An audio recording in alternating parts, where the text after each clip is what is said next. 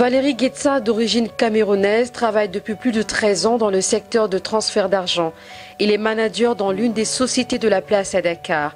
Valérie Guetza est titulaire d'un diplôme en marketing et père de famille. Il totalise 14 ans d'expérience dans son domaine. Une expérience acquise depuis son pays natal et son pays d'accueil, le Sénégal. L'homme ambitieux encourage des Africains de ne pas baisser les bras, ce qui explique d'ailleurs ses multiples responsabilités au sein de son entreprise actuelle qui le conduit d'abord au Congo et au Sénégal par après. Selon Valérie Guetza, l'entrepreneuriat naît de la volonté de contribuer au développement économique de son pays par la création de l'emploi et de participer à l'amélioration des infrastructures. Valérie Guetza reste persuadée qu'entreprendre ne demande pas d'être un génie, mais plutôt mettre en pratique une idée. Le jeune leader affirme qu'entreprendre est un moyen capital pour être indépendant.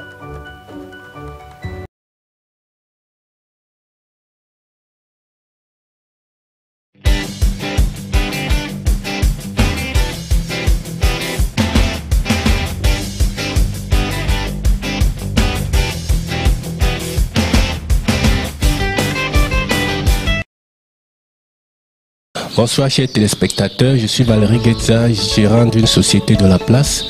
Nous allons nous entretenir ce soir sur la notion d'entrepreneuriat et élucider quelques formes d'entrepreneuriat qui existent.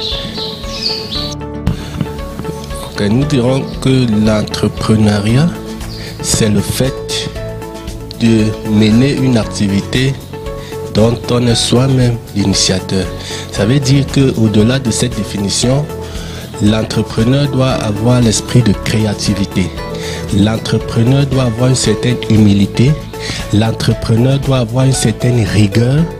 Et l'entrepreneur également doit avoir un certain leadership. Ça veut dire qu'il doit être leader dans l'activité. Il doit avoir l'esprit de partage. Il doit savoir supporter le risque de l'activité où il voudrait mener. L'entrepreneur, donc c'est celui-là qui doit être rigoureux, c'est celui-là qui doit avoir une certaine humilité, donc accepter des reproches. C'est celui-là qui doit avoir l'esprit de créativité et également il doit être leader dans le domaine auquel il souhaite exercer.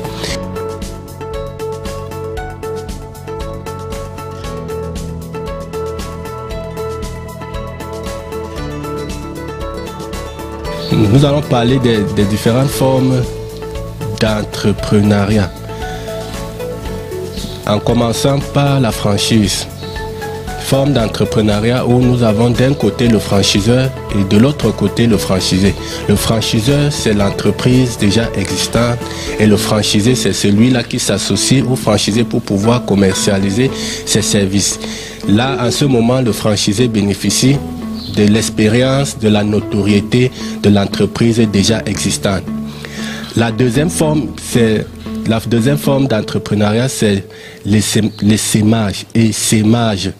Ici, c'est lorsqu'un employeur aide ses employés à pouvoir entreprendre. Il peut avoir plusieurs formes de sémage. Essaimage structurel ou bien social, essaimage stratégique ou bien l'essaimage actif. Nous allons parler de l'assemage déjà à chaud, qui est aussi l'assemage social. L'assemage social intervient au moment où un employeur décide de faire une restructuration. La restructuration réduit l'effectif. En ce moment, il donne l'occasion à ses employés de pouvoir entreprendre. Il les accompagne. Ça peut être financièrement, ça peut être matériellement. Bref, il essaye d'accompagner ses employés afin qu'ils puissent également entreprendre dans un secteur d'activité, pas forcément le même que où ils ont auparavant exercé. L'assemage actif ici, elle concerne également les salariés d'une entreprise déjà existante. Et ici, l'employeur donne la possibilité aux employés de pouvoir exporter le service. Ça veut dire Si par exemple j'ai une entreprise au Cameroun, je peux décider de développer la même activité dans un autre pays et je donne la chance à mon employé de pouvoir le faire en lieu et place de ma personne. La troisième forme ici, c'est la reprise d'une entreprise. Ici, on peut avoir affaire à une entreprise qui a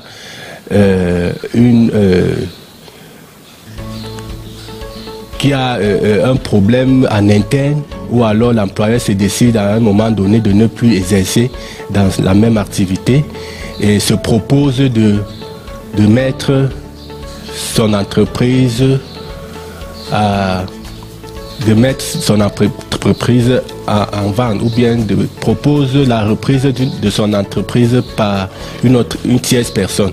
Et cette personne-là reprend l'entreprise avec les actifs et le passif. Donc il reprend les actifs et le passif de l'entreprise. La quatrième forme ici, nous allons parler de l'intrapreneuriat. L'intrapreneuriat ici, c'est une façon pour un entrepreneur de promouvoir ses employés. Donc à un moment donné, il se propose de faire valoir ses employés en interne. Et il peut décider de créer une petite entreprise dans l'entreprise. Dit que bon voilà, nous menons telle activité, mais au-delà de cette activité, vous pouvez également créer d'autres activités, mais en interne. Ça, c'est ce qu'on appelle intrapreneuriat. Nous avons en dernière position l'entrepreneuriat ex nihilo. Bon, ex nihilo, c'est cette forme d'entrepreneuriat qui naît d'une idée nouvelle. Donc quelqu'un qui a un esprit de créativité, il constate qu'il y a une niche d'activité non encore couverte, ou bien une niche de marché qui n'est pas encore couverte, et puis là il se permet de se lancer dans cette activité sans toutefois nuire à son employeur. Ici, on doit faire valoir les termes du contrat. Si par exemple, il était employé à quelqu'un qui faisait du transfert d'argent, sa nouvelle activité ne doit pas empiéter sur l'activité de son employeur. Au cas contraire, il doit plutôt apporter des innovations qui n'ont rien à voir avec ce qu'il faisait lorsqu'il était chez son employeur.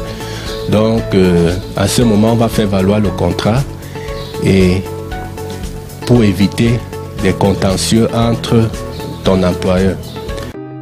J'encourage toute personne, que ce soit les femmes, les jeunes, les hommes, les employés déjà, ceux qui travaillent, ceux qui sont déjà sur le terrain, les étudiants, ou alors les chômeurs, de se lancer dans le monde de l'entrepreneuriat, quel que soit le domaine d'activité où ils désirent s'exercer. Et que le plus important, c'est déjà d'avoir l'idée, c'est déjà d'avoir également la confiance en soi, c'est déjà avoir la volonté, et puis tout ira pour le mieux. C'est vrai que beaucoup de personnes aujourd'hui attendent avoir beaucoup d'argent, ils attendent des financements pour pouvoir développer leur activité, mais nous dirons que le tout n'est pas seulement d'avoir de l'argent, le tout est d'avoir la volonté, le tout est d'avoir déjà une idée et puis se lancer, quel que soit le minimum qu'on a, et au fur et à mesure que l'activité va se développer, on aura des entrées et puis on aura même on pourra même avoir des octroyés, en fait, on pourra même demander des crédits dans les banques ou alors dans les microfinances pour pouvoir développer l'activité. Je vous remercie.